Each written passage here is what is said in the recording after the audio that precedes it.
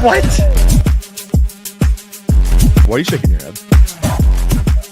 You're welcome.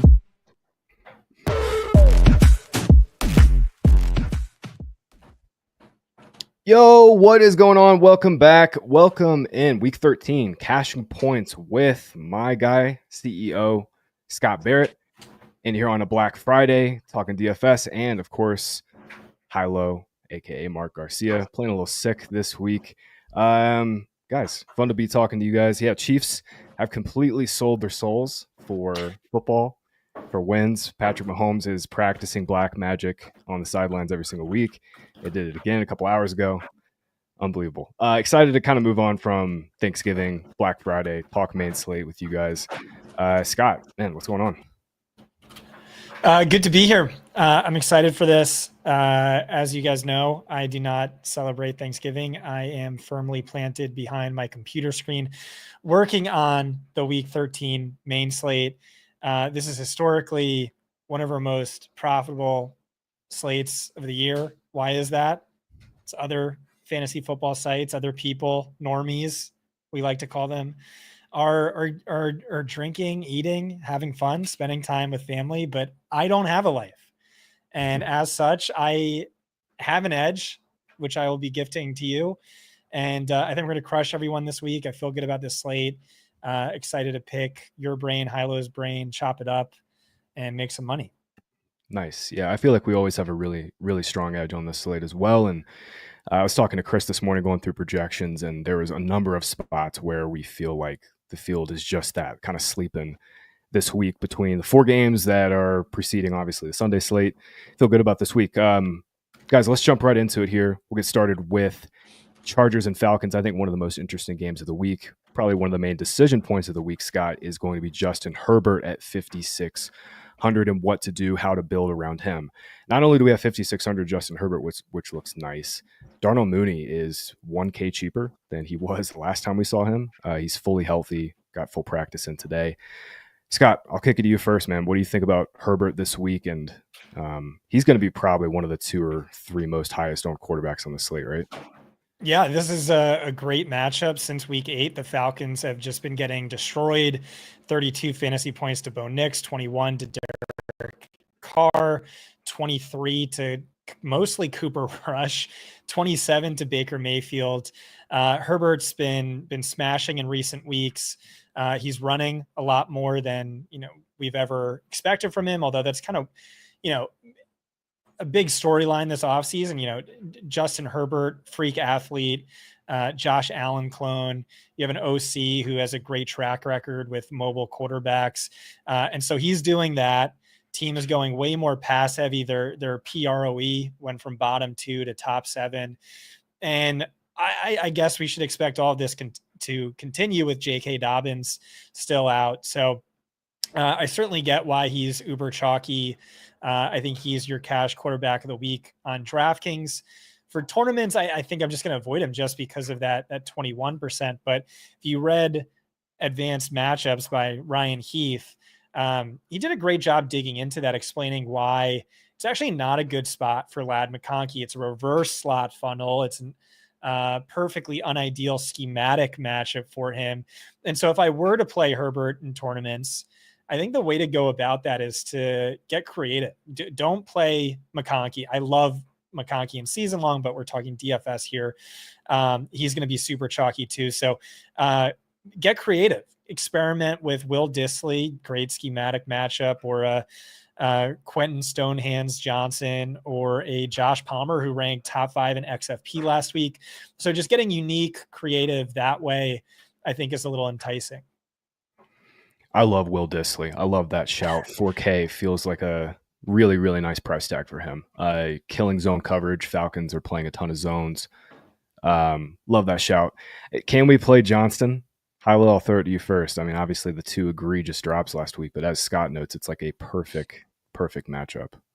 I think you can play Johnston. I'm mostly interested in him as a one-off as opposed to trying to pair him. When we're talking about these cheap quarterbacks, we effectively are making 2 bets with 1 play. We're saying that the top end in player pricing quarterbacks fail to put the slate out of reach, and one or two of these cheaper quarterbacks puts up a usable PPR or like point per dollar fantasy score. So what does that mean for these like sub 6K players? It's typically like 24 to 26 points. So like that looks great from a salary multiplier standpoint, but that is typically not winning you a tournament if one of these higher end quarterbacks is putting up 35, 37. The problem with this slate is we have almost all of the top tier quarterbacks that are capable of putting up like 37, 40 fantasy point games on the slate, save Josh Allen, who plays Sunday night. So like on FanDuel, it's even harder because there's even more quarterbacks that can do that. But we have like Jalen Hurts in a clear pass funnel matchup. We have Lamar Jackson in that same game. We have Joe Burrow, who's put up 30 plus in 3 straight games. Yeah, the matchups are not ideal in those spots, but like still and then even if you want to add Anthony Richardson, who I would prefer to, excuse me, guys, sorry, who I would prefer to Justin Herbert here. Even down in that like 5,600 price tier, he does bring like 30 fantasy point upside. So the fact that Herbert is getting all this ownership, I'm like, I almost don't want to go there at all in GPPs. I mean, this is a guy who has not thrown for 3 touchdowns in a game this season. He has not gone over 25.38 fantasy points or DK points, which came week 11 against Cincy. So, and then like you talk about pairing him, who do we pair him with? Well, Ladd McConkey's a clear one. You talked about the schematical issues. And then we look at his game log, and it's like he hasn't seen double-digit targets once this year. For a mid ADOT guy, that's typically not going to cut it for us. They need volume to return some fantasy upside for us. He's gone over 100 yards and scored just once all season. So that kind of, it starts to make sense why he's only put up a 4x salary multiplier once his week 13 salary. So if the field's like flocking, because they're going to project well from a point per dollar standpoint, but we have to take that into context of what this slate is giving us. And when we do that, it doesn't check out for me. Yeah, there's some concern that Atlanta slows this game down too. They've been a lot more run heavy as of late. I do think, Scott, you noted it too. I mean, Chargers could certainly just kind of ditch their run game. It's kind of not been great anyway. Let's switch over to the Atlanta slide, though. Hilo, I'll toss it back to you. I mean, Darnell Mooney and Drake London, and their 10 full games together, are basically tracked in terms of production. London's at 15.9 PPR points per game. Mooney at 14.4. Chargers play a ton of too high, which kind of shuts out Kyle Pitts. 66% of 66% of Cousins' first 3 targets have gone to either Mooney or London versus too high this season. I think I noted already Mooney's price difference is get like 1K cheaper from the last time we saw him. So walk me through this Atlanta side. What are you seeing from Falcons? Yeah, so I've been treating the Atlanta Falcons similar way to how I've been treating the Arizona Cardinals this season, where I'm just not going to have as much interest as the field does. You look at even if we just want to look at their box scores, like their raw returns. Kyle Pitts has 1 game over 20 fantasy points this season. Drake London has 1 game over 20. Darnell Mooney has 1 game over 20. Darnell Mooney and Drake London, they each came in that same game where they were just throwing the football crazy, where it went into overtime. So like, while these players are going to project well, because now their salaries have come down after that spike and we saw after their blow-up game, while they project well, on a slate where we're probably going to need 210 plus fantasy points to win a GPP, that 20 points from a 5.6 wide receiver probably isn't enough. Like it might be like a last man in type enough, but it's probably not enough to like win you a tournament. So you're going to have to hit on all the other 8 pieces. It's not really a separator spot for me. So when that's the case, I kind of look at ownership, and I haven't looked at ownership yet. So I don't know if you guys have on these guys. I mean, I'm seeing more on Ridley in that price range right now. Mooney at like 10 to 12%. It's pretty decent. That's pretty decent. I mean, if he's going to be chalk come Sunday, Scott, I think I'll probably be off Mooney. But right now, like 10 to 12%. I was just looking at our stuff. I had it pulled up. See what we got Mooney at. Yeah, so he's 13%. Drake London coming in at 19%. I'm with Hilo on no real interest on London, who isn't as strong of a value as Mooney. has an overstated ceiling, but Mooney it's kind of just like an undeniable value, and 13% is not all that high. Over their last 9 games together, Mooney would rank wide receiver 12 by XFP per game, wide receiver 13 by fantasy points per game. Price is the wide receiver 23. Honestly, still a value, even if you exclude that one nuclear game against Tampa. It's also a perfect schematic matchup for Mooney, especially relative to Drake London. It's also a top 3 schedule adjusted matchup if looking over the last 5 weeks. So I wrote Mooney up as a fringe top 5 cash play. Like him for tournaments as well, but I guess we'll get to Calvin Ridley, but would lean Ridley due to the higher ceiling for sure. Yeah, I see Ridley as more of a tournament play, and Mooney is like just a pretty strong cash play this week. Let's have the Bijan talk, Scott. What do you see? 7,300. He's going to be pretty popular. I mean, the role has definitely come up, right? That last Broncos game. How do you see it? Do you think they benched Algier, or Bijan's role was kind of coming up before that, or do you think that was just all game script because they got absolutely smoked in that game? Maybe I want to believe it's real, but I do think it's real, at least real ever since Algier was stuffed on 3 consecutive goal line carries in week 10. But you look at what Robinson has done. He's hit 21.5 DK fantasy points in 5 of his last 6 games. On a per game basis, ranks behind only Saquon. But the XFP is a lot lower, 16.9 RB6 range. But again, we think this role is, I think it's like what we envisioned when we were drafting him as a top 6 pick. And so that has to excite you. He's certainly mispriced relative to that.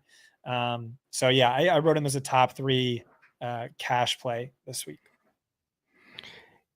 Nice. Yeah. If the Algier role is kind of gone by the wayside, then he is definitely a strong value. I think there's a couple weeks there where he was just like pretty much perfectly priced, but now 7,300, he's come down 500 since the last time we saw him. Pretty strong. All right, we'll keep it moving here, boys. Texans and Jags. Texans are 3.5 point favorites. Total is 44. I think Trevor Lawrence will be back. Non-throwing shoulder injury for him. No Gabe Davis. He is out for the season. No Christian Kirk, obviously. So a little bit of a condensed target share here. HiLow, I'll throw it to you first, man. I think Evan Ingram was like the first thing that kind of stood out to me on the slate at 4,800.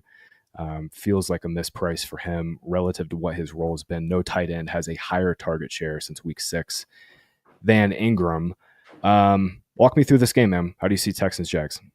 Yeah, Evan Ingram, if we go back to last season, in his games without Christian Kirk on the field, he's averaging almost double-digit targets per game. So Wow. He only had one shot of that this season. It was in week 9 against the Eagles.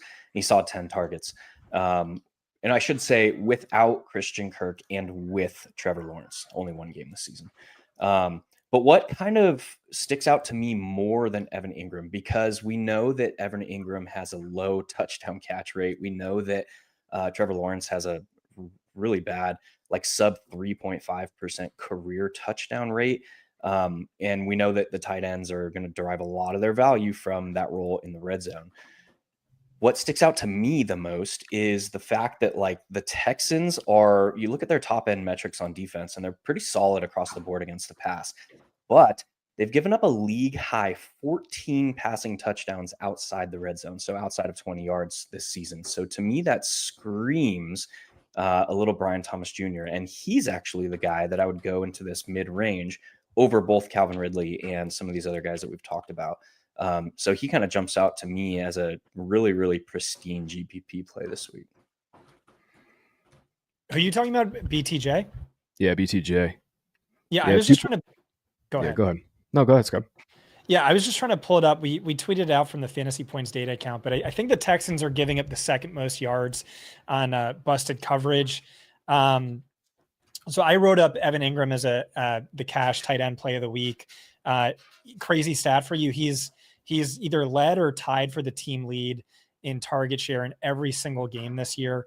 And then as HiLow alluded to, the splits without Christian Kirk, and now you lose Gabe Davis as well, and you get Trevor Lawrence back. But yeah, so Brian Thomas Jr. He was dealing with that injury, but in his last game back right before the bye, he had like a 60% yardage share, 29% first read target share. I think that signals he's back, or, you know, after the bye is really fully back.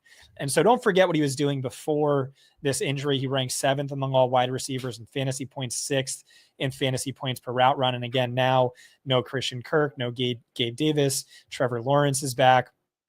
The matchup is where it gets tricky for me. Because I think he's going to get shadowed by Derek Stingley, who has done well in shadow coverage, including last week against Calvin Ridley. I think Calvin Ridley had like 76 receiving yards, something like that. But all but 5 of those came outside of Derek Stingley's coverage, which was only like 7 total routes. And so against Derek Stingley, this is like, I don't know, a bottom 7 matchup. But like, if they don't shadow with Derek Stingley, this is an easy top 3 matchup. Other cornerbacks really struggling, especially in the slot. Well, maybe we'll talk about that a little bit later. But yeah, so that's just kind of where I went back and forth on it. But ultimately, to me, yeah, I like BTJ more than Calvin Ridley, more than Darnell Mooney. I wrote him up as a top 3 cash play, despite my concerns over Derek Stingley. But if that's real, that would give a boost to Evan Ingram, who I do like. And because I like both, I also kind of like Trevor Lawrence as a contrarian play. And because Jake, I gave off for Thanksgiving, isn't around to veto some of my really stupid off the wall takes, Devin Duvernay at 3K is worth mentioning, just because the Texans profile as the premier slot funnel. And based on coach speak, it seems like Duvernay is going to get that, 65% route share slot role. And just no one's talking about him. So if you want a 0% owned guy, no one's talking about, or is that too off the wall, Graham? I would be concerned it'd be Parker Washington playing out of the slot. I think that's what they did. They kind of said he's going to slide into the Gabe Davis role, and you saw that in week 9 as well. But I mean, it's thin. Like Duvernay hasn't really done anything. There's just like, it was Austin Trammell in week 9 is the only game he played. Yeah, I don't hate it. Yeah, I guess Tim Jones's role is like completely dead in this offense then. But yeah, go ahead, Mark. No, I don't hate it, because Devin Duvernay has been a guy that I've like circled since, for the past 3 or 4 years playing best ball, just because he has that like game breaking upside. He was the one that ignited that Ravens Bengals game like 3 years ago, was it? Or no, it was Ravens Dolphins. He returned the opening kick for a touchdown. And that game went absolutely bonkers ham. Like that was the game where Tua threw like 4 fourth quarter touchdowns and wrecked souls. But it all started with Devin Duvernay return touchdown. Yeah, he also has a career high 54 receiving yards. So, two touchdowns in that game. But so on the fence about writing up. I know Jake wouldn't let me if he was around for this. So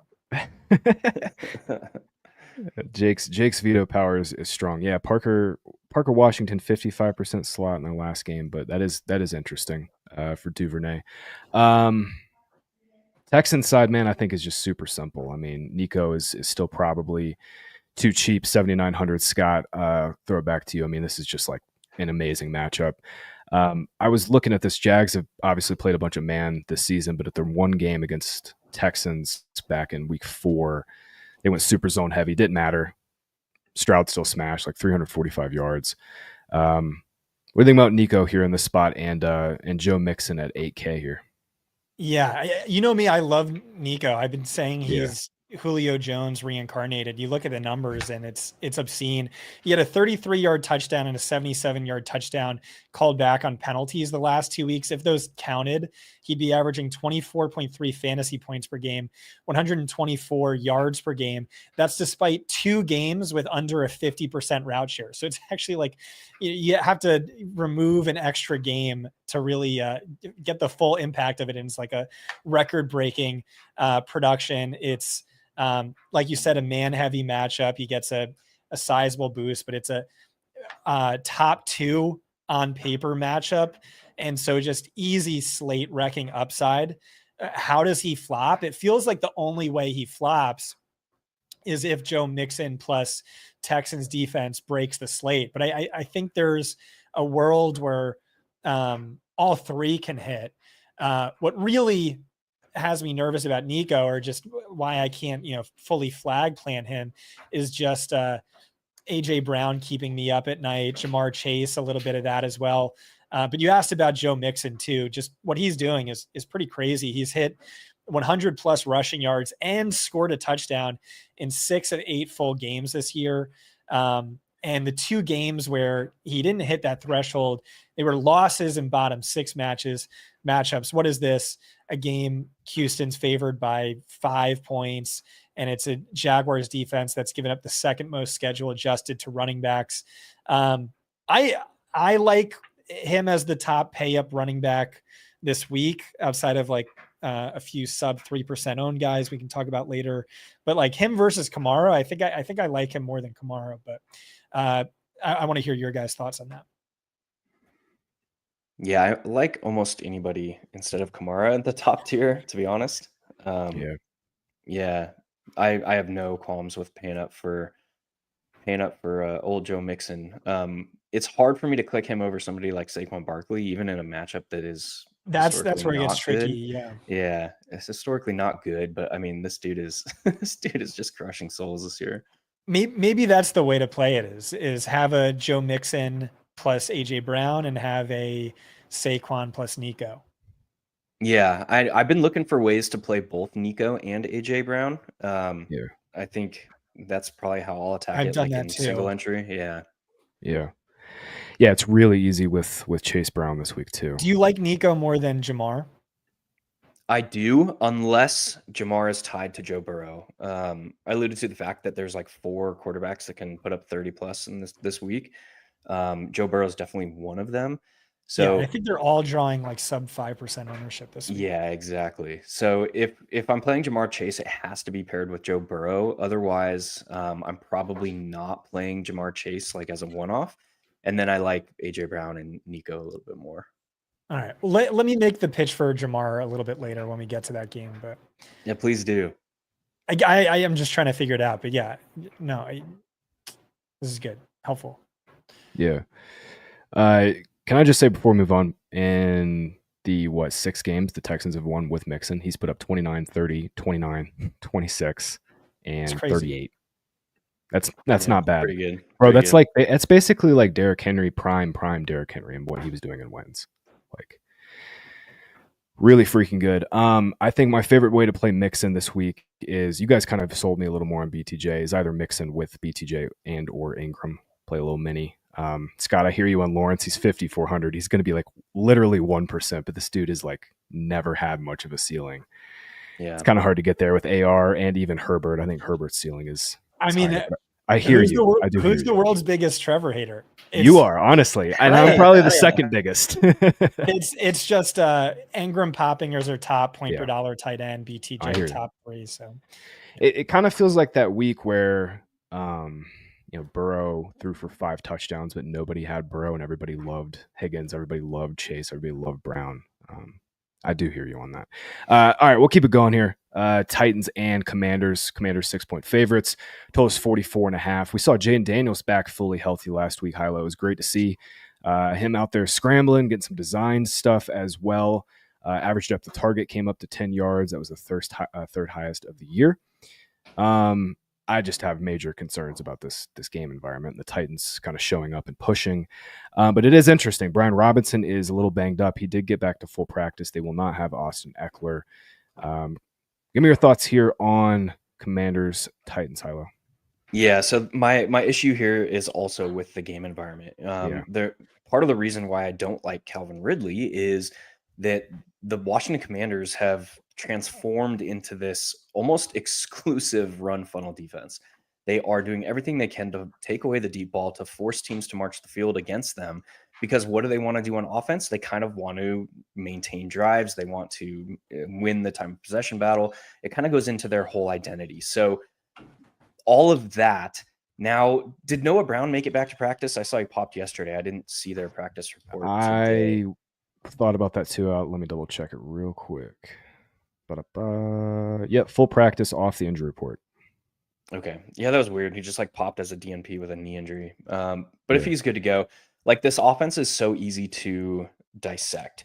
It is like Terry McLaurin in a clearly defined downfield role. It is Noah Brown in the intermediate and also sees some downfield stuff. And then it is no less than 5 other guys that see 30 to 50% of the offensive snaps. Like Zach Ertz is up into like 75+% range lately, but it's like they have 3 tight ends they're going to play every week. The wide receiver 3 position is some conglomeration of 3 guys. But continuing like this, continuing this like Atlanta Falcons, Arizona Cardinals, like diatribe that I've been on. If you look at like the production that this team has had, like how many like GPP viable scores has this team provided? It's not a lot, and it's only happened like when they are in negative game environments. And against a Titans team with Will Levis under center, we have to question that ability from this game environment. So I don't have much interest in Terry McLaurin. I think probably my favorite play from this game is Brian Robinson, but even then, it's Yeah. rather thin. Yeah, B-Rob is pretty interesting. Titans have just been so good on run defense as of late. They shut out Joe Mixon last week, just like a worst possible matchup. 2.7 yards per carry allowed in their last 4 games. Tavondre Sweat is an absolute unit up front up there. Yeah, dude's nice. Brett was saying he's like the next Snacks Harrison, like after week 2, and pretty much nailed that. Guys, the year is 2033, let's say. Zach Ertz is now 51 years old. He's still getting 8 targets per game. He's still 3,800 on DraftKings. DK has not moved his price all year. I said last week, Scott, the only way I'd play Jaden was with Zach Ertz, and I still kind of feel that way again. No, Brown's okay at 4,400. Well, what do you think here about Washington? You've been the Jaden Daniels whisperer this season, Scott. Yeah, I do like Zach Ertz. He's seen 7+ targets in 4 of his last 5 games. He does much better against too high coverage, which Tennessee plays at a top 6 rate. 3,800, he's never all that exciting, but he's fine.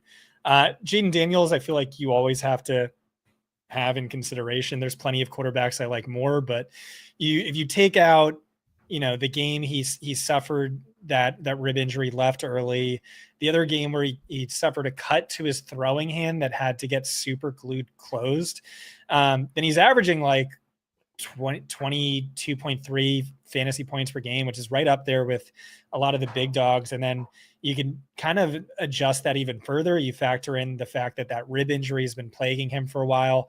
But he had 74 rushing yards last week.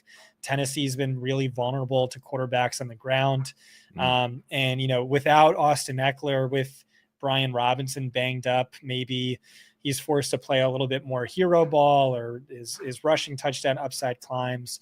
But ultimately there's about 7-8 running backs I like more this week. Yeah, I'm with you on that.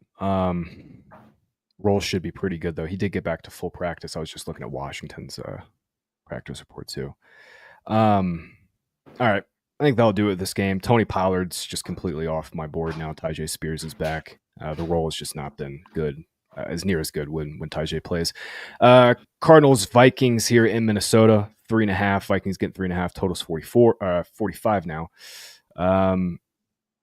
Where do we go with this game, man? It's interesting. Like Aaron Jones, we were kind of concerned, Mark. You and I were talking like, man, I would love to freaking play Aaron Jones. Like if this was like, if I knew he was going to get the bell cow roll, well, he did, and he smashed last week, and now he's 6,500.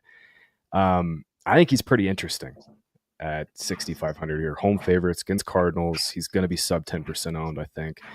What do you see on Aaron Jones in this Vikings side in this spot?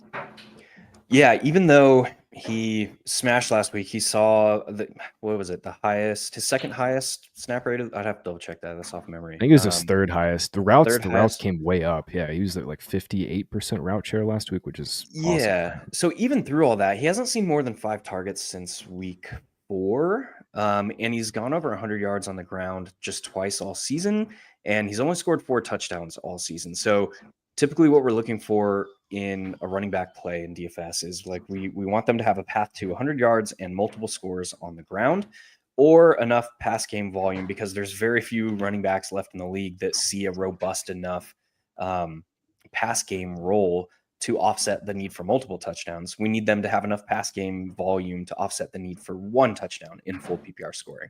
So that's something like 3 for 30 through the air. But that still means, because the bonus is in play, he's got to hit 100 yards on the ground and score a touchdown. So the fact that he's not seeing enough pass game involvement to negate the need for multiple touchdowns, he is best viewed as a yardage and touchdown back at this point. And the fact that he's only gone over 100 yards twice all season and he's only scored 4 touchdowns all season really like nukes a lot of the upside in that profile for me. So for me personally, like I don't see myself going there this week. There are other plays on the Vikings that I like a little bit more, like TJ Hawkinson. We have Josh Oliver, who's going to be out again for the second straight week. He saw his highest route participation, his highest snap rate last week. That is probably, if I had to guess, going to grow now that he's a full month under his belt.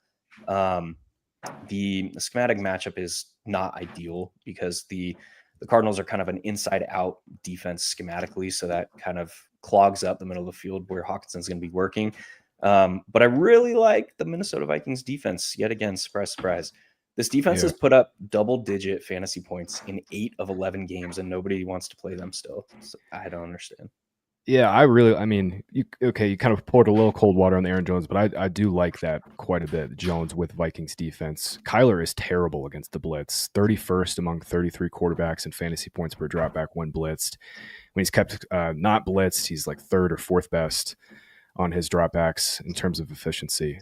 This is kind of a scary hour spot for Kyler here, Scott. I think Brian Flores is going to have his head spinning a little bit. Kyler has never been like a good field processor at all. It does scream Trey McBride, just like spamming targets over the middle for Trey McBride. But man, talk about touchdown upside. I mean, the dude hasn't scored a receiving touchdown all year here. Scott, how do you see this game, man? Yeah, on Arizona's side, I kind of don't have any interest in anyone. I guess the argument for McBride is like, what if he has one of his, top 50 percentile outcome games and he scores a touchdown? But I mean, the guy hasn't scored a touchdown all year, right? So I just think there's better high upside plays at that price range. Yeah, if you want to play the Trey McBride profile, just play Evan Ingram at 1K cheaper and keep it moving. We did it, boys. Talk shit on the Cardinals long enough. Yeah, dude, that was an absolute nightmare last week. Oh my god. I don't really have much else either, man. Let's keep it moving here. Colts and Patriots, one of the most interesting games of the week for sure. We've got some value popping up. Obviously, Josh Downs is out this week. Alec Pierce is dealing with a foot injury. He's questionable.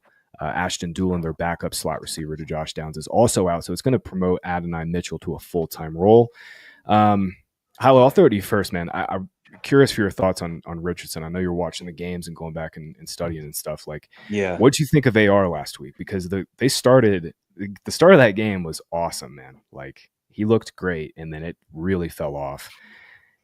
He's very interesting at 5,500. I mean, I thought he'd be a little chalkier last week. I think he's going to be a little less owned this week, and he's cheaper. Patriots play a ton of man. It's a really interesting spot here for AR. What do you think? Yeah, the past 2 weeks after the shift back to Anthony Richardson as a starter, the offenses look so different. Like we talked about it last week. This offense is now built to maximize like what Anthony Richardson is good at, instead of built to develop what he's not good at. Like early in the season, we saw that they were trying to develop him into a pocket passer. He had a 7.5% scramble rate when pressured. That was way down compared to last year, which almost 35-40%, somewhere in there. Now they're leveraging what he's good at. Like we're seeing insane rates of play action, RPOs. We're seeing simplified reads. We're seeing things that are built to like maximize what he's good at. So with that, with Josh Downs out, with Alec Pierce banged up, Adonai Mitchell is going to be stepping into a robust role as one of the kind of ass darlings, right? He's like near the top of the league in average separation score. So, this seems like a really, really cheap way to get exposure to immense upside by simply pairing Anthony Richardson with Adonai Mitchell. Combined price of 9.4. And we're talking legitimate like 60 plus fantasy point upside from that profile. So for cash, that's my starting point, to be honest. And I'll build around that with some more upside. Yeah, I think for cash, you do not have to pair AR with anybody. He just projects really well at this price, but I'm with you. I think AD Mitchell stands out. Ryan Heath had an awesome stat this week. He tweeted out that AD Mitchell leads the team in targets against man coverage with 20. He's only ran 36 routes against man. He's ran like 60 fewer routes than their starters. Huge upside. And the interesting thing here, Scott, is I'm seeing like David Moore projecting as chalk, and AD Mitchell is going to be like, if that's true, AD Mitchell is going to be what, 10, 12% owned? Darren's got him at 8%. It's interesting. Really strong play. Yeah. Mitchell is easily one of my top conviction plays of the week. Nice. Way better play than David Moore. Read Ryan Heath's blurb in advanced matchups. It's so good. He's going to get a super man heavy defense this week. And like the crazy stat was AD Mitchell currently leads the Colts in receptions against man coverage. Yeah. And this is for a guy with like a 20% route share. And I think he leads the league in man ass. So yeah, I think he's going to go crazy. It never feels good betting on a Anthony Richardson pass catcher, but the price is right. It's, maybe the ass mascot of the year. So I'm going to have heavy Adonai Mitchell exposure. Oh, and also Alec Pierce is hurt. I don't know that Michael Pittman is actually over this back thing. And Doolin and Downs are both out. So I think Pittman is over the back injury. Back-to-back games where he's led the team in targets. He looked much better last week, especially after the catch. But he took himself out for a series last game. Yeah, he took himself out after he came up like kind of doing one of these wonky side things. So I don't think he's fully over it, but I don't know that Pierce has practiced all week. Did he even practice? So he practiced today for the first time. Yeah. And then Pittman's been full all week. Okay.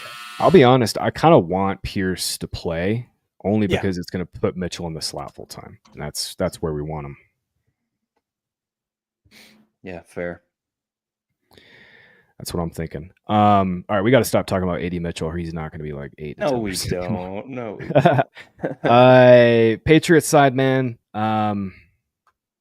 Drake May, he doesn't project as close as well as Herbert or AR. I do think he's a little bit interesting in tournaments. It's just so freaking hard to stack him and find some upside. But this is like a best possible spot for May. Patriots are giving up pressure on 41% of dropbacks, but the Colts can't pressure the quarterback at all. 26% pressure rate forced. I just wanted to shout out May. I think AR is definitely the superior play, but I'm a little interested in him and Hunter Henry again. Good spot.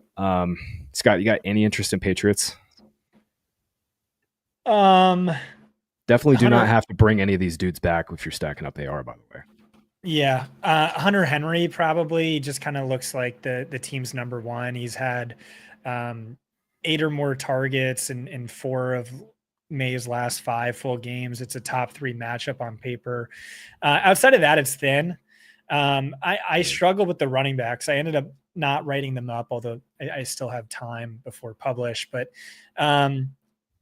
it's the close spread. If Patriots win by 6+, I'd really like Ramondre. If Colts won by 6+, or like I knew they would win by 6, I would like Jonathan Taylor, but right now I don't really feel strongly about it. Yeah, I think you could make an argument that his, Stevenson's role is a little undervalued here. He's like RB18, RB20 by price, but RB15 or 14 on the slate by XFP per game. So there's just no efficiency to speak of with this offensive line so bad. It is a great spot though for Stevenson. Colts can definitely be run on. All right, we'll keep it moving. Steelers and Bengals. Scott, I've been dying to hear your Jamar Chase take all week. Take it away, man. Sell me on Oh, Chase. Yeah. I mean, again, I like AJ Brown more, but it's just Okay. Chase has this unmatched slate breaking upside. He has a game with 50 fantasy points, a game with 36 fantasy points. Both, though, came against Baltimore, which is AJ Brown's matchup. But it's just Joe Burrow's been playing out of his freaking mind. The offense is just so heavily condensed between Higgins and Chase. And now Higgins is going to pick up a Joey Porter Jr. shadow. That's what we believe. Mike Clay disagrees. Mike Clay thinks JPJ shadows Higgins, but JPJ has been shadowing the X receiver all year, and that hasn't changed. It's also the case last year, and Higgins is the one who plays the X position. So I do think that's right. So that's going to leave Chase in the more advantageous matchup, should get more volume funneled in his direction. But perhaps most importantly, this is going to be the best schematic matchup Chase gets all season up against this single high coverage. Pittsburgh really stubborn. So like teams that normally play single high typically move away from that against the Bengals. But I think the Steelers are just so stubborn with this that they're not going to do that. I don't know. That's kind of what I'm seeing. So, it's not the Ravens, but it kind of comes close to that as a matchup. It also works because Chase Brown is the chalkiest running back of the slate. T. Higgins is one of the chalkiest wide receivers of the slate. So Jamar Chase, slate wrecking potential, 7% ownership. I really like him. Where it gets tricky is then AJ Brown and Nico are right there. I'm with you. So the Steelers have not changed at all. They have not dipped below a 60% one high rate at all. In fact, they've kept ramping it up, and they were at 95%, 77%, 72% in the last 3 games. Yeah, so massive ceiling potential for Chase in this spot. Scott, is there any case against fading Chase Brown at 6,200 beyond, obviously ownership? But I mean, he just projects insanely well. He's cheaper than he was in their last game too. Yeah, I think it really just comes down to ownership like this. Yeah. If you look at like the underlying metrics, this should be, I don't know, like an 8,800 player. Since Zach Moss went down, he's handled every single backfield touch, 85% snap share. In these 3 games, he's finished first, second, first in XFP. So just a smash play. Yeah, 23 targets the last 3 games without Zach Moss. Crazy. So good. This good. I mean, by Von HN levels. It's better than that. I mean, by XFP, he's averaging like 27.2, Scott. I mean, that's like prime McCaffrey Kamara levels. I mean, in your database, how many running backs have sustained like a 25 plus XFP per game over a decent sample, like 3 or 4 games? Not many. Yeah. This is like high-end wide receiver 2 receiving volume. And then he has 62 carries over the last 3 weeks. It's just insane. Yeah. Yeah, he's the best play. Honestly, just pound for pound, probably this is one of the best plays of the season at 6,200, just in general. Steelers side, man, I think is super simple. It's just all George Pickens, 38% first retarget rate, like 50% of the air yards in Russell Wilson starts. He's been a back end wide receiver 1, basically, top 6, top 7 wide receiver. Especially if you take away the snow globe game a couple weeks ago with Russ. He's 6,800 though, HiLow. I think walking through this game, like if you're playing Burrow at 7K, you're definitely playing him with Chase, like you mentioned. It gets a little expensive to start jamming in Pickens with Chase Brown, with Chase. Walk me through the Steelers side, though. What are you seeing on Pickens, and how are you seeing this game, man? Yeah, that's really it. It's really Pickens or bust for me. The split backfield, we've seen Jaylen Warren get more involved of late, outscored Najee last week. So because of the pricing and it being prohibitive, that also means that fewer people are probably going here for a game stack. And this game has one of the quarterbacks that can put the slate out of reach. So to me, it's very clear, like I know I can differentiate elsewhere if I'm only playing Chase Brown.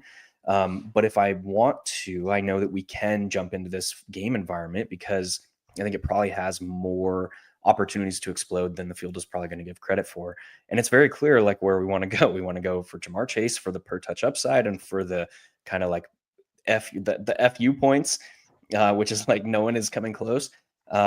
If that happens, like it's obviously benefiting Joe Burrow and Chase Brown. So yeah, I mean, as Theo mentioned, a nice tidy Burrow, Jamar, Chase Brown, bring it back with George Pickens is totally within reason here.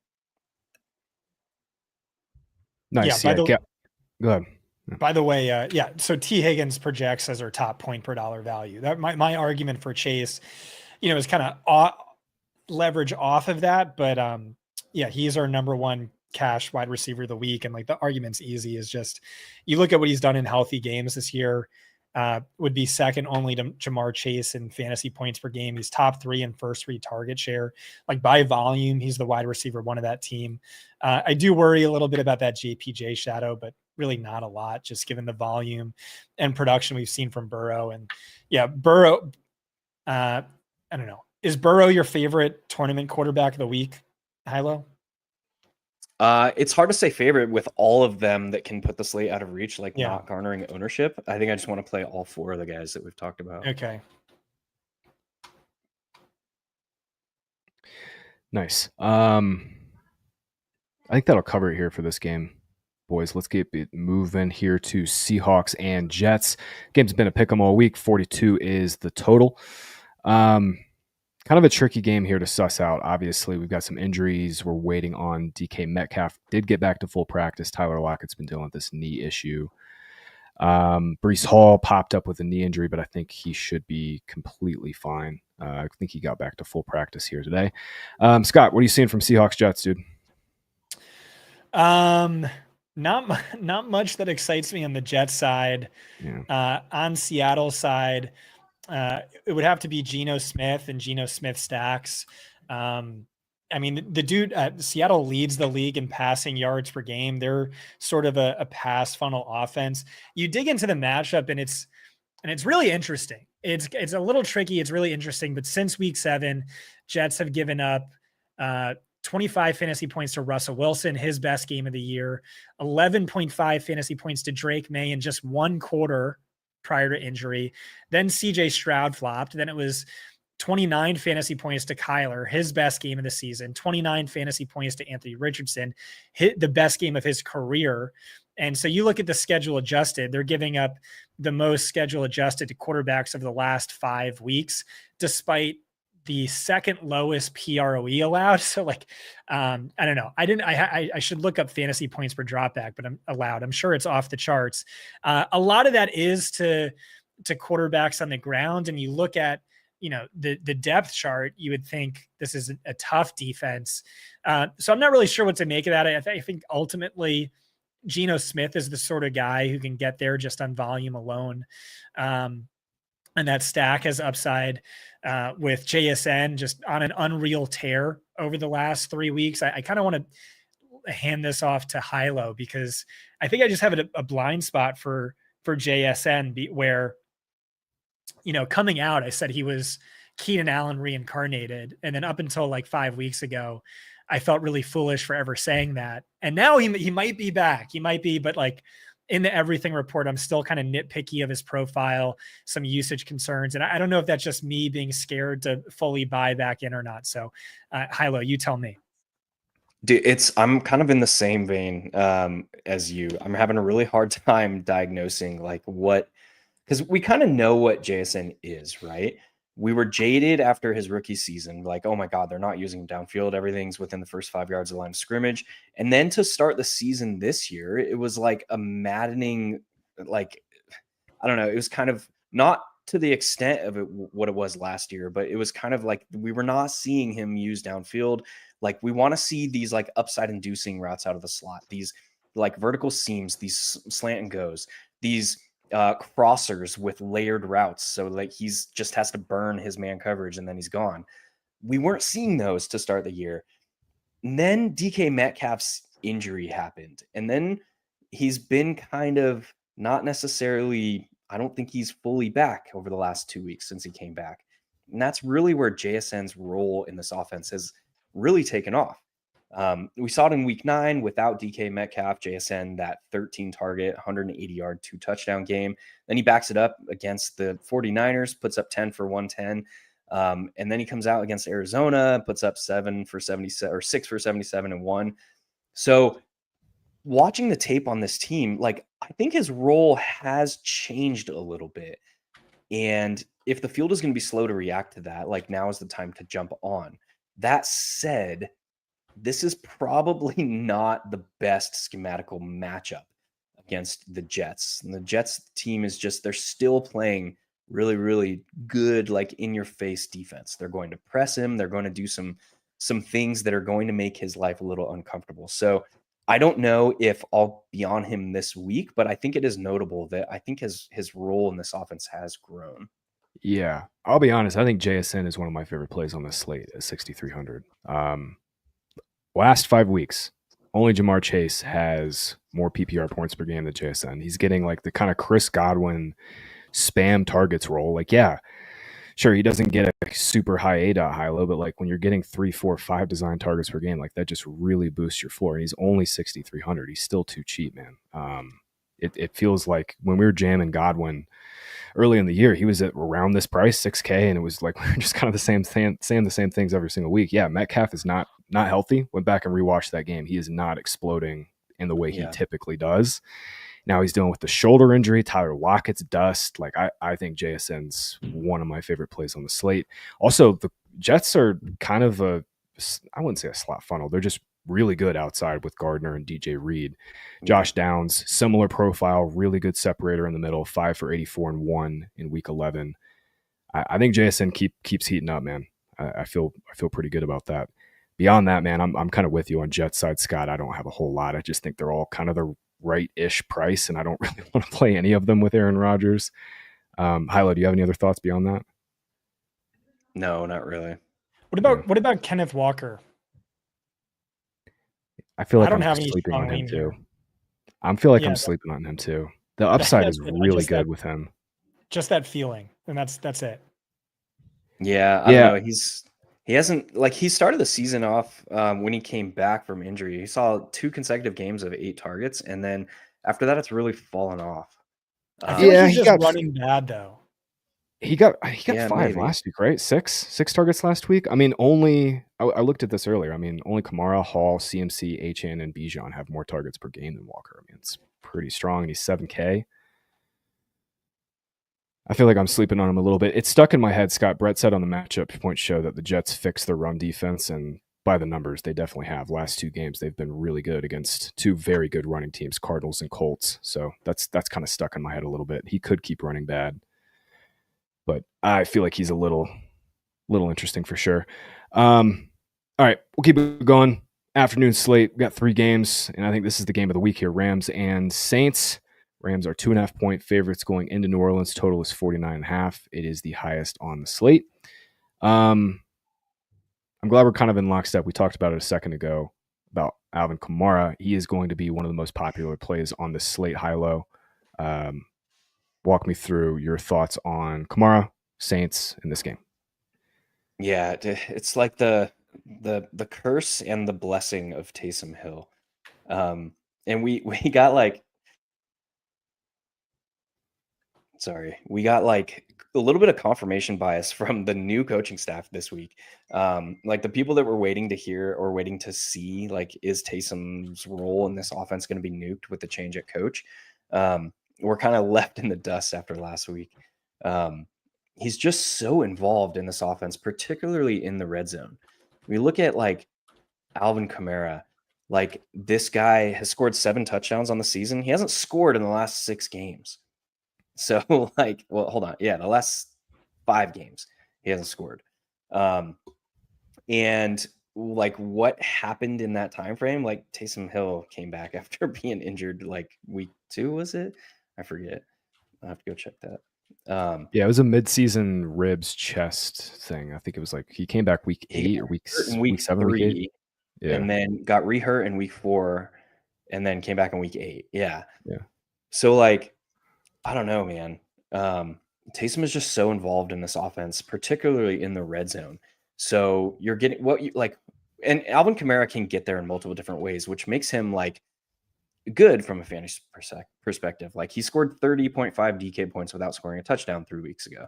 That was against the Panthers, but he has not, let me see, he has 2 games over his last 7 where he has averaged more than 4.2 yards per carry.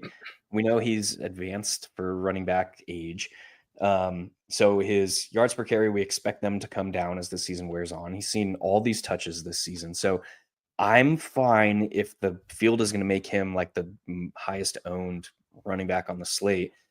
I'm fine just saying like, okay, he just doesn't score again, which is like not that outlandish of an expectation. I don't know.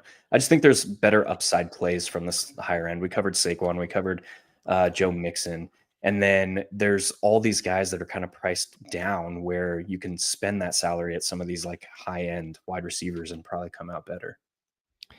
Until we get Taysom in the mid 5K range, Hilo, I feel this exact same way that you do. I mean, you look at even last year, you look at their basically last 15, 16 healthy games, inside 10 carries are split right down the middle, and Taysom has more touchdowns. He's just too cheap, Scott. Taysom debate.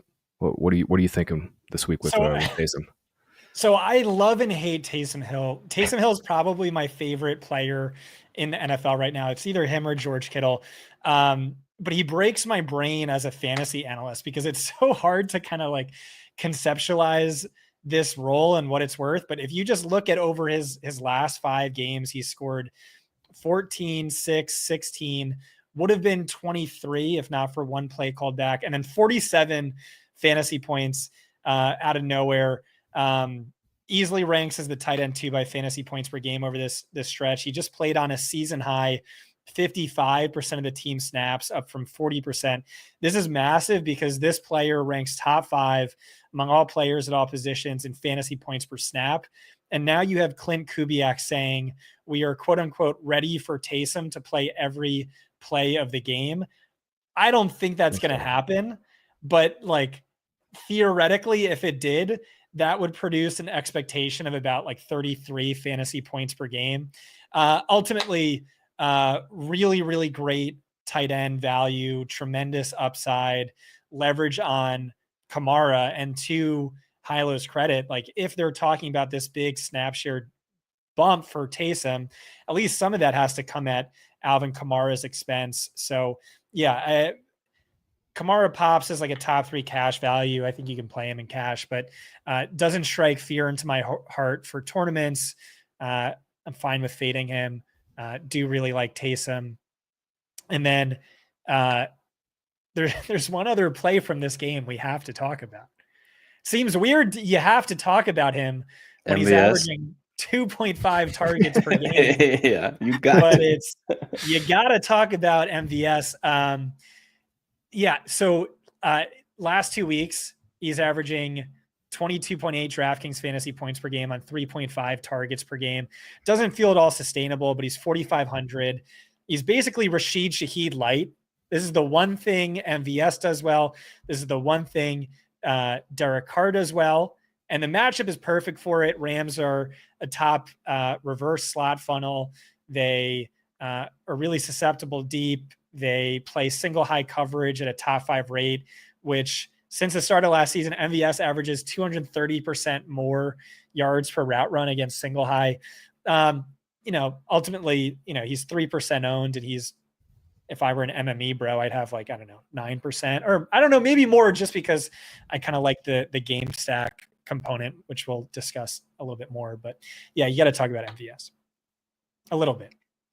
I think he's interesting too. I mean, the thing that's got my interest is like, okay, yeah, the touchdowns have been fluky, but his 77% route share last game, they just have nothing else. I mean, it's him and Kevin Austin splitting routes.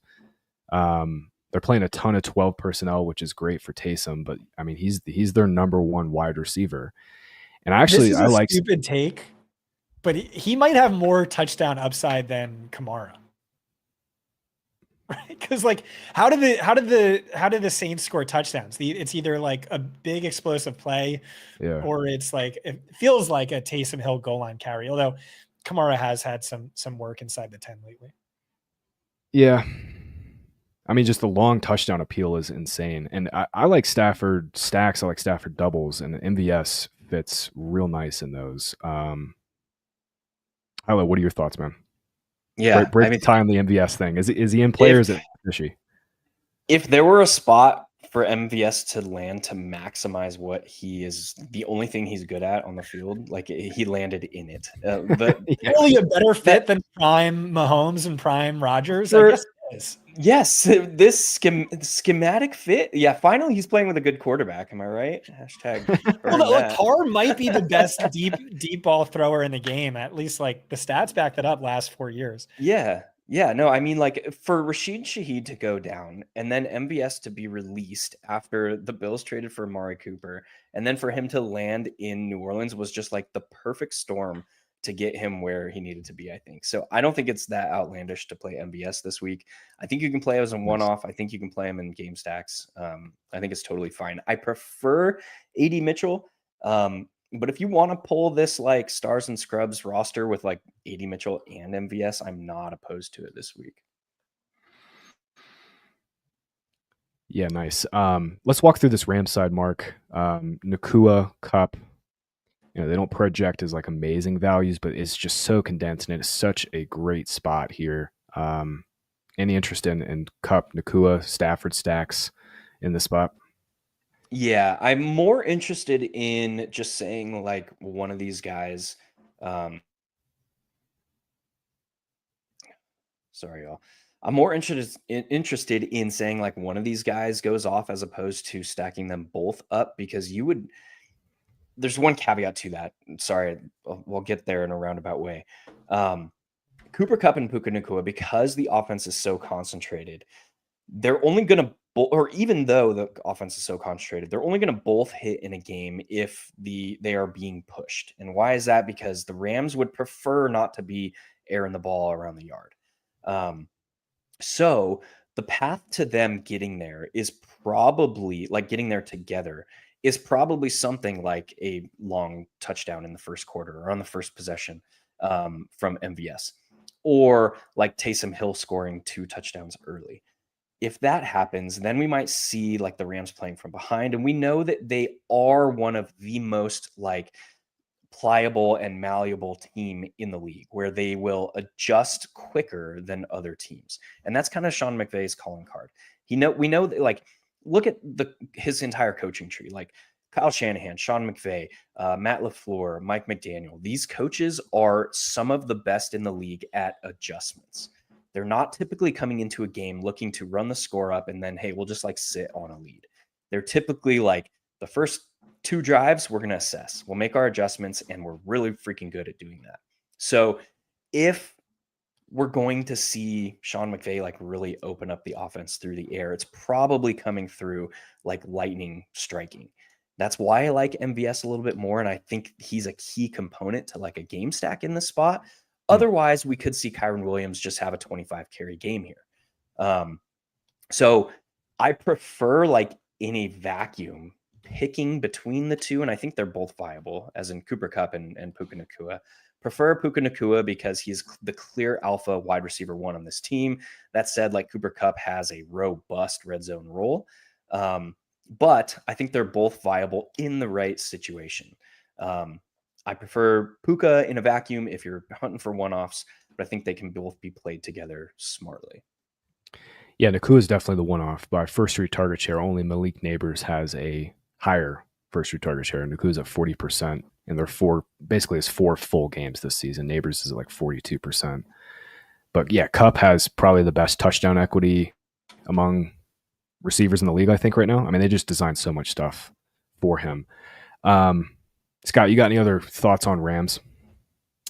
Yeah, I think Stafford doubles are going to be what I play in the double spy. Nice. They're just both smashing to such an insane degree. Do you know who leads all players and targets per route run? It's Puka Nacua. You know who ranks second? It's Cooper Kupp.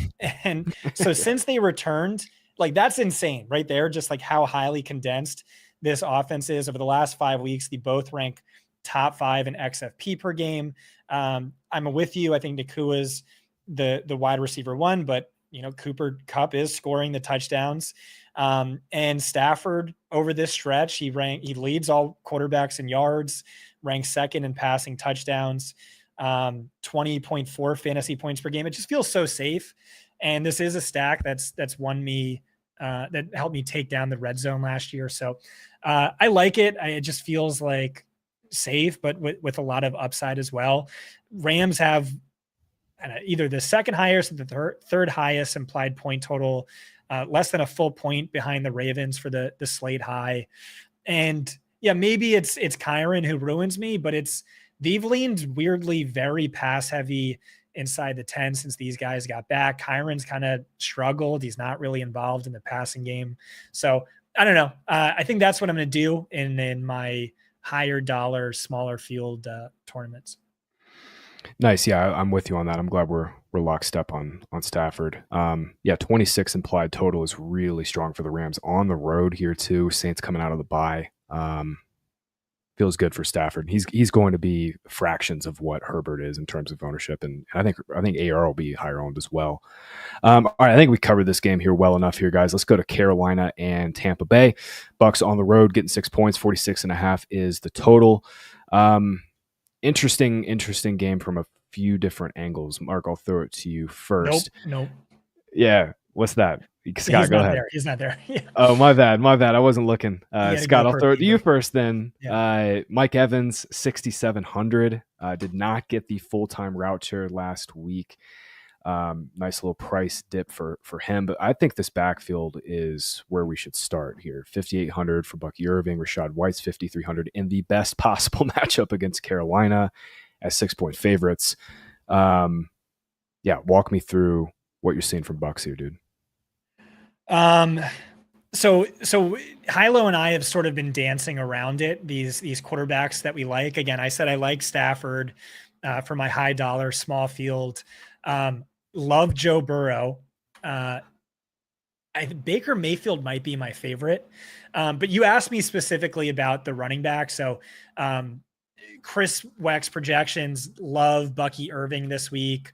I think he's a top 4 cash play. I think he's going to go over own for tournaments though. I think people are underrating this split. I think people have more confidence in it than they should.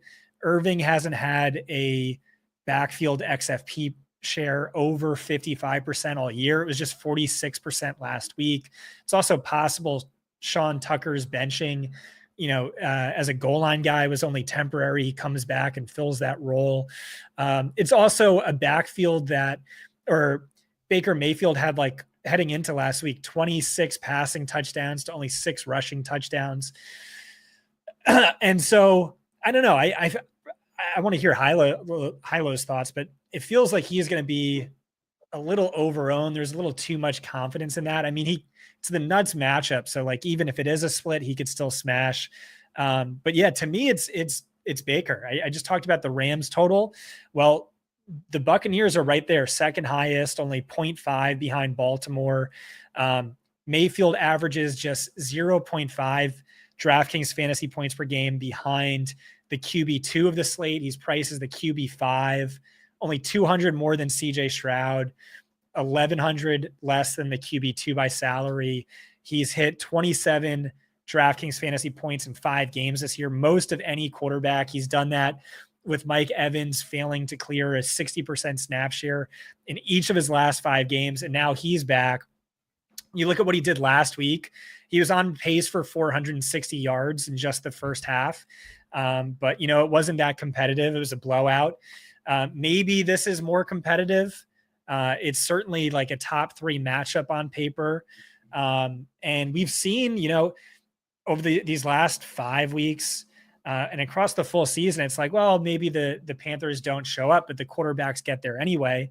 And Carolina is kind of playing a bit better on offense lately. So I'm really convicted in Baker.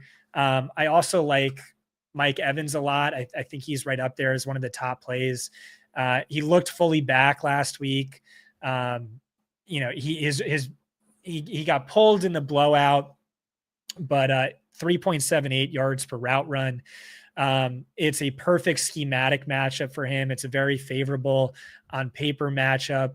And we all know what Kate Otten did serving as the number one. And so I just expect like an amplified, more efficient version of that. Really, ultimately, though, it comes down to, I guess, do the Buccaneers lean atypically run heavy? Do they get pushed here? But I really like the idea of betting on Baker and Mike Evans at lower ownership, and Kate Otten too. But yeah, I'm curious to hear your thoughts, and please disagree if you disagree, Hilo. I think the Buccaneers are a team that we have to account for in some fashion this week. Whether it's, and that, honestly, I've been toying around with Rachaad White a little bit, and that seems gross. But to your point, where this backfield has been split, like Rachaad White has not gone away. Last week was the first week all season where Bucky Irving has led the team in snap rate, and it was by a very small amount. It was like 2 snaps. So I love Mike Evans from a game theory perspective. I love Baker Mayfield because he has 5 games of 4x salary multiplier already this year. To me, it's difficult trying to say with any degree of conviction that I know where the production is going to flow.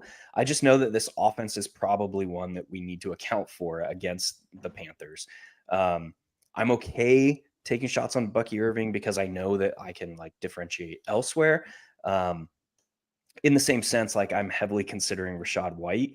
And what if he's the guy that sees 7 targets again this week? It had been him up until last week. So I don't know. And I'm not going to pretend that like I can predict where that is going to go. I also know that I've been playing Mike Evans ad nauseum since he came back from injury, and why stop now? So this is a spot where like, I think it's best summarized as we should probably account for the Buccaneers on almost all of the rosters that we have in play. I don't know where it's going to come from. I think Bucky Irving's fine. I think Mike Evans is an awesome leverage play. I like Baker as a leverage play. I think Rachaad White could be a nice play. Other than that, Kate Otten, I won't be going to Kate Otten. He's probably the one that I'll cross off because you look at like his season up until this point, and it's like he hasn't seen. I mean, last week he saw 3 targets, I believe. It was a worst possible matchup, and now he gets literally the best possible matchup. Right. Yeah. And he's 1,000 cheaper. Yeah. Yeah. I mean, the Panthers are literally a sieve against tight ends, but I just want to jam Mike Evans. Hilo, that's been my feeling all week. Like I just want to jam 600 to 700 Evans. And I kind of had the same take as you. Like I was talking about with Chris this morning. It's weird. Like Bucky, they came out of the bye. Bucky got 6 targets. Was the first game he's ever out targeted White. That just doesn't feel like, why do you have Rachaad White then? You know what I mean? Like that doesn't feel right to me that continues. And that was kind of like the contrarian side of my brain kicking in too. It's like, dude, White's going to be like 1%, Irving's going to be 15. Like I don't think if we play this game out 100 times, I don't see Irving outscoring White that many, that frequency at all. I think this happened against the Ravens when Rachaad White scored 2 touchdowns through the air. I think that was the week where Bucky Irving picked up all that coach speak, and they're going to ride him. And I think a bunch of ownership went on to Irving, and then we saw Rachaad White put up like almost 30 fantasy points. I don't want to downplay the Bucs coming out of the bye and giving him more snaps and giving him more targets, but like at the same time, Rachaad White's been one of the best receiving backs in the game for since he came into the league. We got to talk Panthers side here. We got to have the David Moore conversation. He's projecting Darren, our ownership guy, Darren Manser, has him at 22%. That is among the highest owned on the slate. He's 3,500. He scored a touchdown last week. However, Scott, I mean, the dude has been leading the Panthers in routes for like 5-6 weeks, and he finally got there. He's 3,500. I think we all feel that A.D. Mitchell is a significantly better play. I, however, don't want to downplay a guy who's going to play 90% of the snaps against the Bucs, who suck. I mean, the Bucs are the worst team against outside receivers in the league.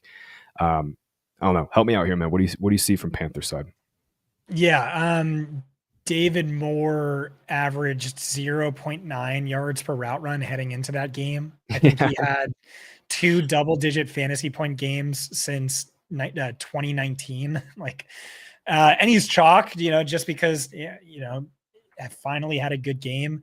I get it's a great matchup. I get he's cheap. I think you could play him in cash for tournaments. Easy fade. I personally kind of like Adam Thielen as leverage it's the same thing as Rachaad White, right? And so he had a 70% route share last week. Didn't see too many targets, but I thought he looked spry. He caught 3 of 4 for 57. He looked good when I watched him get some yak. And let's not forget what happened last year. He first 11 weeks of the season, top 10 in fantasy points per game, 17.5. So maybe last week was just a warm up, and he gets that volume this week, but that's about it. Yeah, routes last week can come up a little bit. He was at 70%, but probably a good sign that he was, already up to 70% coming off that hamstring injury. I'm kind of with you. That was my lean to, but Thielen's 4,900, Legette's 5,100. I could make an argument for Legette's upside in the spot. I mean, he's going to run a ton of routes outside, 4, 5, 6 targets, but he's 5,100. Not super stoked on playing either of those guys. And yeah, I'm with you on David Moore. Hilo, any interested in Chuba? 6,700 here? No, not really. Yeah. I think Thielen or bust, I think, for me from this offense. Okay. We'll close it out here with the Eagles and Ravens. Really fun game. Ravens are 3-point favorites at home. Total is 51. Yeah, Scott, I mean, just A.J. Brown in this matchup. Devonta Smith is banged up, coming off the hamstring injury. Ravens just don't have a prayer at covering A.J. Brown, and he's not going to be owned. We're going to see more ownership on Jamar Chase, probably see more on Nico. Scott, walk me through what you're seeing with Eag's side and how you're playing in this game. Yeah, we saw Jamar Chase average nearly 50 fantasy points per game against the Ravens. I don't see why A.J. Brown can't do the exact same thing. He's having by yardage market share, it's the best. By yards per route run, it's the second best season in fantasy points data history. He's just going absolutely nuclear, despite being on a team that ranks dead last in pass attempts per game. But now it's the perfect matchup where Baltimore has the highest PROE allowed, pass rate over expectation. They're giving up the most passing yards per game allowed. They're finally going to get pushed. And so, yeah, A.J. Brown, I don't know. Like I said, I like Nico, I like Evans, I like Jamar Chase, but it's A.J. Brown who I think really possesses this immense slate breaking potential. Also, Devonta Smith banged up. I really like Jalen Hurts too. I like him a lot. I love him. Again, that's what's tricky about this week, unlike the previous 3 weeks, is there's too many quarterbacks to like. There's Joe Burrow, Baker, Stafford, Jalen Hurts as well. Since week 6, he's averaging nearly 1.0 fantasy points per dropback, which feels impossible. But he ranks 42nd in dropbacks per game. If he dropped back as often as Baltimore's opponents typically, he would be averaging 42.5 fantasy points per game. And so again, it's this pass funnel spot. It's an offense that should finally push the Eagles.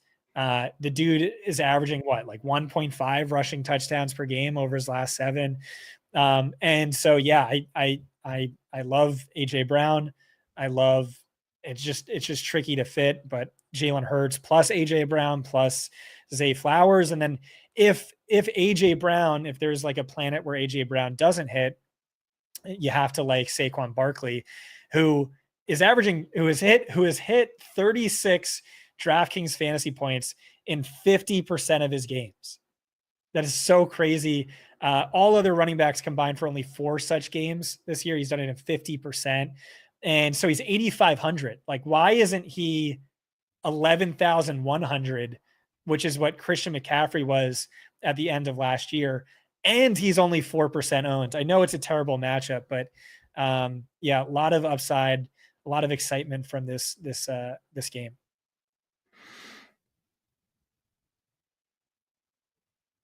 Hello, how are you seeing this game, man? Curious for your thoughts. Yeah, stack it up. Play it in all ways possible. I also have some significant interest in Mark Andrews and Isaiah Likely. Ooh. Charlie Kohler, kind of somewhat quietly, is likely done for the season. And he had been eating up a lot of snaps for a team that plays a lot from jumbo personnel. The one game that Isaiah Likely missed earlier in the season, Mark Andrews was up in the mid 80s in snap rate. So that's a significant departure from how he's been utilized the rest of the season. So I think we're going to see, because Isaiah likely doesn't do the nitty gritty tight end stuff as well as Charlie Kohler and Mark Andrews. I think we're going to see Mark Andrews in the 80-85% snap rate range, with Isaiah likely probably in the 40 to 50% snap rate range. So both of them have some upside here if this game environment takes off. But I really like Mark Andrews, and I don't think he's going to garner enough ownership for this spot. Definitely has the touchdown upside, that's for sure. I mean, him and Lamar just have the mind meld. It's not a good on paper matchup, but that is a really interesting contrarian play in this this game, Mark. Scott, I think you just covered the Eagles side like perfectly well. Beyond, I mean, Jalen Hurts at what, 1 or 2% ownership. Like, very few people are going to be paying up this week at quarterback in this spot is super interesting. I had a subscriber ask me, he's like, I hand build 10 lineups every single week. Like, how many stacks in general should I be trying to build? Like 3 to 4, or like, do I spread it out? And I'm like, dude, it's every week is a different puzzle. Like, you're just trying to fit the pieces together. There's some weeks where it's 3 to 4. There's some weeks where you might want to stack up like 6 to 7 quarterbacks. And if you're building 10 lineups, this kind of feels like one of those weeks. There are a ton of very, very high upside stacks, but Hurts is just staring at me at sub 5%. It's just really strong play. Hilo, you got anything else on the Eagles side? Nothing to add. It was good. All right. Let's build a lineup here real quick before we get out of here. Thomas, I'm going to switch over to that tab. We'll hop in the Fantasy Points Optimizer, build a team. Hilo, where do you want to start, man? Ooh. Putting it on me to start, huh? Yeah. All right. Well, I'm going to start it with AJ Brown and Mark Andrews mini, and you guys can go from there.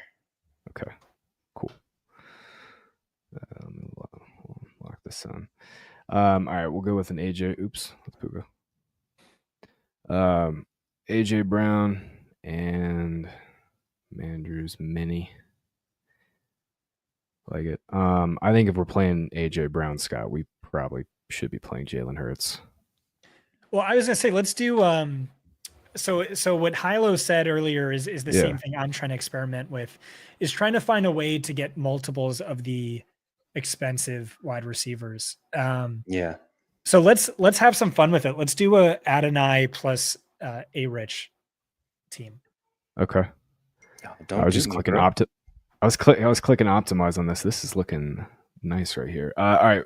Yeah, just take out Kamara, take out David Moore, and yeah, let me reset this. You want to do an AR with AD. All right. And who was the other guy, Scott, you said? Sorry, I'm trying to catch up. Anthony Richardson and Adonai Mitchell. We'll probably end up eating the Chase Brown chalk unless... Yeah, we're definitely... I want to. Yeah.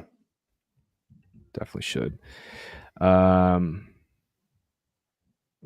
there, we want to jam in 2 of these top wide receivers. Let's get there.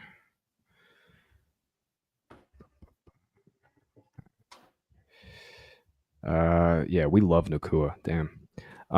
Scott, who do you want to jam in, dude? I'm just still trying to figure out what this team looks like. Yeah. Throwing me off. We have let's just play the cheapest defense for now. I'm building this out in DraftKings. It's kind of easier for me to envision. Yeah, Jets, I think, is the cheapest at 2,500 this week. I got a little bit of interest in Cardinals too. Let's blocking Cardinals. Darnold throw a couple picks. Sorry, go ahead. Let's do Nico. Love it. Nico with a BTJ bring back. like that. All right. Yeah, I was about to say we got to either do him or Ingram. We got all right. How much we got remaining now? 6,500 with the Jaguars D, which I honestly do not mind at all. Yeah, not with It's a Nico. punt defense. Oh, Yeah, right. Nico. Yeah, what am I thinking? I plugged in Cardinals at 24. You know what? I kind of think it's worth it to get Aaron Jones. So you have AR-15, Chase Brown, Aaron Jones, Adonai Mitchell, AJ Brown, Nico, Mark Andrews, BTJ, and then you have Jaguars D with versus Nico. But fuck it. Yeah, maybe CJ Stroud has a Jameis game in him where he throws a pick six and Nico still smashes. Yeah, I love this team. This is a really fun week. All right, so we got AR, Kamara, Chase, Nico, BTJ. Oh, I accidentally didn't put in Mark Andrews with Jags defense as the punt. Guys, great show. Awesome stuff. Stick around literally in 5 minutes. Jake and Ryan Tribby are going to be walking through the underdog battle royale scenes this week with the drafter party. Make sure you stick around, hang out with them, toss them your questions as they do some drafts. And tomorrow afternoon, Scott will be live, as he always is, with Neil Orfield for Outside the Box. Make sure you're checking that out this week. Guys, good luck in week 13. Lucky number 13. Let's have some fun this week. We'll see you guys at the top of the leaderboards.